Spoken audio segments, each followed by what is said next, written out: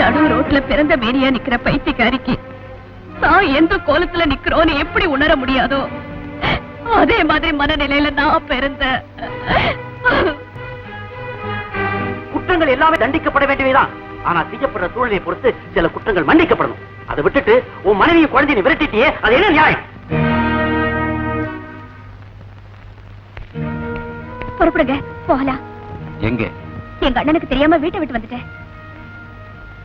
வாழ்ந்தா உங்க கூட தான் வாழணும்னு முடிவு பண்ணிட்டேன். எனக்கு சொந்தமான நகை, பேங்க்ல என் பேர்ல இருக்கிற பணம் எல்லாத்தையும் எடுத்துட்டு வந்துட்டேன். புறப்படுங்க, இப்பவே எங்கேயாவது போயிடலாம். நீ எடுத்த முடிவு சரியில்லை.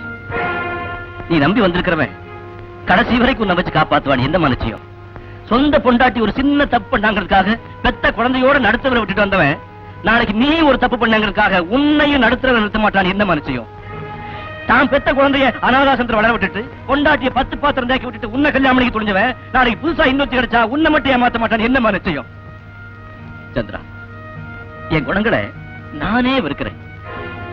என்ன நானே நம்பாத போது நீ என்ன நம்பி உன் வாழ்க்கையை நாசமாக்காது. நான் சந்திச்ச மனிதர்களையே ரொம்ப உயர்வானவர் உங்க அண்ணன் தான். அவர் வாழ்ற வாழ்க்கை என் கண்ணை திறந்துடுச்சு.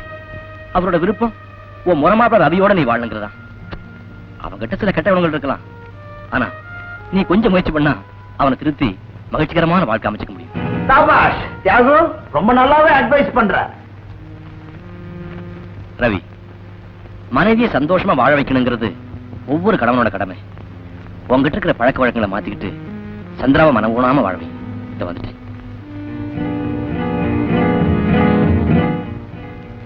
நீ எதுக்கு இங்க வந்த?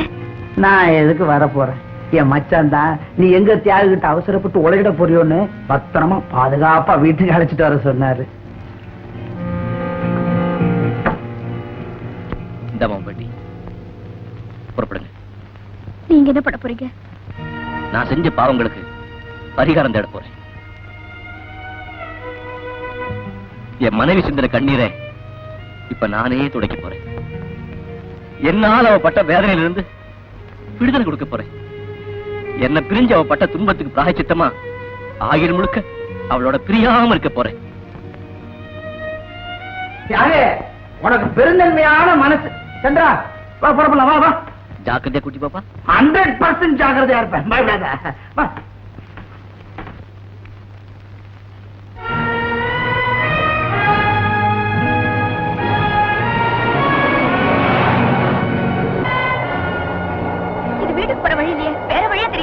கரெக்டான ரூட்ல நான் உன்னை கூட்டு போனா என் மச்சான் கிட்ட ஒப்படைக்கணும். என் மச்சான் உன் புருஷன் கிட்ட ஒப்படைப்பாரு. அப்புறம் என் 7 லட்சம் எள்ளுதான். நீ என்ன சொல்ற? பணம் என் கைக்கு வந்து சேர்ற வரைக்கும் நீ என் கஸ்டடியில தான் இருக்கணும். அது வரைக்கும் வாய மூடிட்டு சும்மா இரு. வண்டி வேப்ப ஓட்டுறேன்.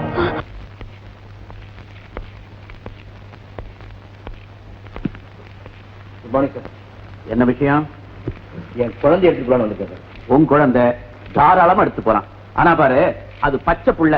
ஒரு பொம்பளையால தான் வளர்க்க முடியும், ஒன்னால முடியாது. குழந்தைய வளர்க்க அதனோட தாயார் வளர்ப்புற சார். என்ன பாத்துங்க? ஆமா சார். இன்னைக்கு 1ஆம் தேதி வழக்கமா என்கிட்ட பணம் வாங்க வருவா. இன்னைக்கு நான் அவளுக்கு ஜீவனாம்சம் தர போறதில்லை, திரும்பவும் வாழ்க்கை தரப்பா. That's good. மறுபடியும் ஃபேமிலி செட்டப் பண்ண போற, நிறைய செலவெல்லாம் இருக்கும். சம்பளத்தை தரேன், வாங்கிட்டு போ.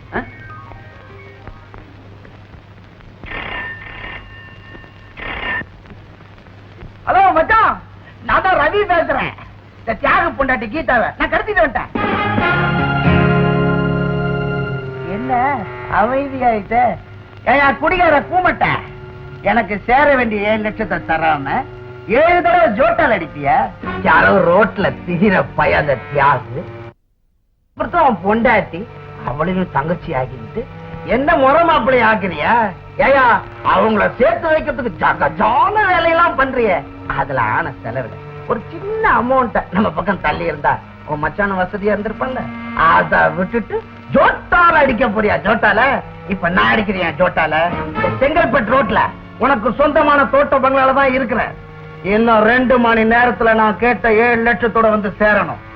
அங்க கொடுத்துட்டு கீதா கூட்டிட்டு போ.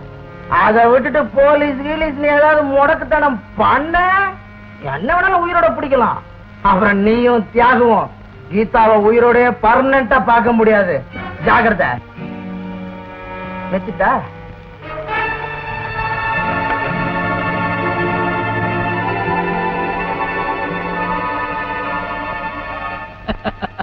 இந்தாப்பா.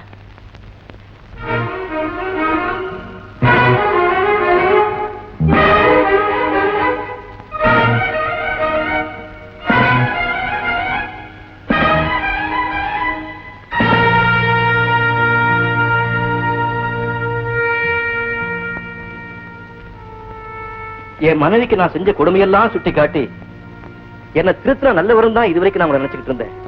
ஆனா எங்க 2 பேரையும் சேர்த்து வைக்க நீங்க எவ்வளவு கஷ்டப்பட்டிருக்கீங்கன்னு இப்பதான் புரிஞ்சுட்டேன். உங்க வாயால் அதை நீங்க சொல்லல, இப்ப உங்க மச்சன ரவி சொல்லிட்டான். ரவி சொன்னா? எங்க இருக்கான்? செங்கல்பட்டு பக்கத்துல உங்க பங்களா இருந்து இப்பதான் போன் பண்ணான். ஐயோ, என்ன பார்க்க வந்து அவளை என் மனைவின்னு தெரியாம அவன் கூட அனுப்பி வச்சுட்டேன். இப்ப அவளை கடத்திட்டு போய் அங்க வச்சிருக்கான். 7 லட்சம் ரூபாய் பணம் கொடுத்தா தான் அவளை விடுவிப்பானா. போலீஸ் போன் பண்ணாலும் வேற ஏதாவது முயற்சி ஈடுபட்டாலும் அவளை கொண்டுடுவானா. சார், எப்படியாவது என் மனைவி காப்பாத்தியாகணும். பணத்தை பத்தி கவலை இல்லை, ஆனா அவளுக்கு ஒன்னும் ஆயிடக்கூடாது. கொஞ்சம் வர.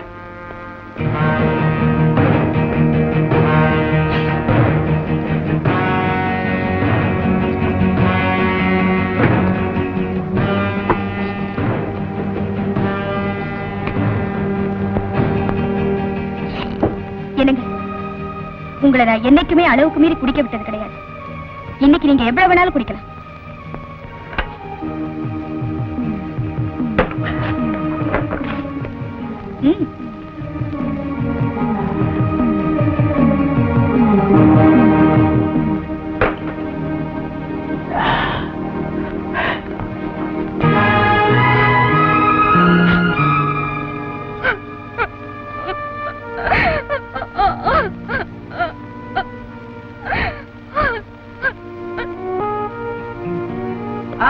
வாங்க வாங்க. மச்சான்னா மச்சான் தான், சொன்ன மாதிரி நடந்துக்குவாரு. இந்தா, நீ கேட்ட பணம்.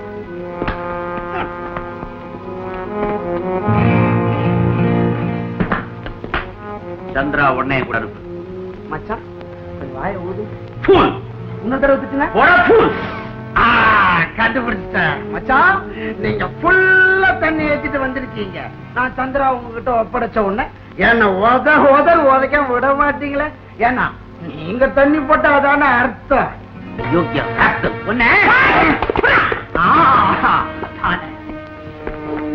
சந்திரா, என் கண்ணு பணம் வந்து கைக்கு சேர்ந்துருச்சு. ஆனா ஒரு அவலம். இந்த பத்திரிகைக்கு நீ போஸ்ட் கொடுத்திய அந்த கோலத்துல ஒரே நிமிஷம் நான் பாத்துறேன். அப்புறம் பார்த்தோன்னு நீ போயிடலாம். ஏதா மச்சாடு சம்மதிச்சுட்டாரு. என்ன யோசிக்கிற?